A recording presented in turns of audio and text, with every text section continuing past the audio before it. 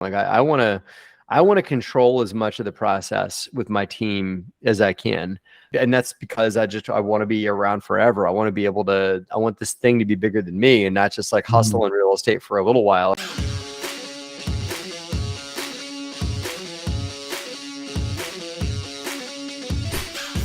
So for you guys, when you're raising on your deals, that's you guys, because everything's integrated in-house for you.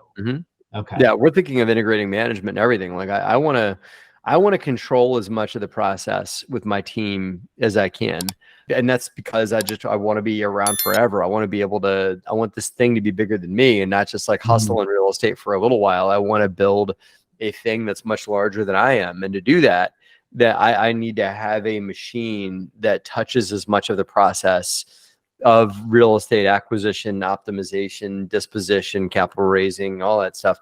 I have to control as much of that as I can. And I came out of capital raising, you know, and that's how I got started. But I remember, and that's also just part of my origin story, is that my first capital raising deal was $50K from a buddy of my wife's for 2 single-family homes in Trenton, New Jersey that I was running, that I found myself rehabbed with my own crew, leased out with me standing on the front porch meeting people and stuff like that. So it was about as bottom up as you can get.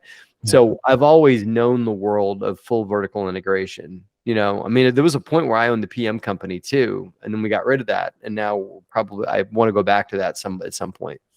So when I was going to ask you that, so from the property management side, because I know some people were like, no, we keep that third party all the time. You guys want to bring that in-house eventually.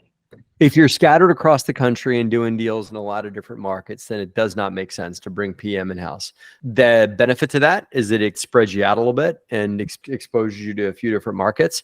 And it also opens you up to new opportunities. So if it's like a deal opens up in Albuquerque or opens up in Orlando, you can, okay, I'll find a manager and I'll do it. Yeah. For us, we're of a different thought mindset, right? Where it's like, I want to, as I said, I want to control everything in that market. I want to be entrenched in that market for the good or the bad. If the market goes south, then I'm in on it. But if the market goes up, if I pick the right market, then I'm going to ride that wave up. Okay. And those that I know that are really successful in this business are ones that really double, triple, quadruple down on a specific market.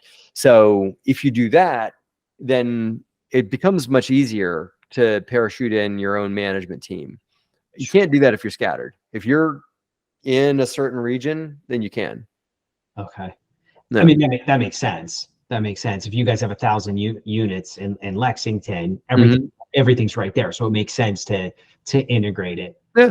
Yeah. But if I'm all over the place, it makes sense to hire somebody else. Yeah, for sure. For sure. Okay. Do you guys manage your own stuff in Lancaster, in Pennsylvania, or you? Okay. We used to use a company, but I let go of them to hire another company that we're very happy with in Pennsylvania. And all they do is multifamily. That's where we're at now. Yeah, I'm happy. No, Matt, I appreciate it. This has been great. So I appreciate your time. You're welcome. If you like this video, here's a few more you might like too. Thanks again for watching. Make sure you subscribe and like this video.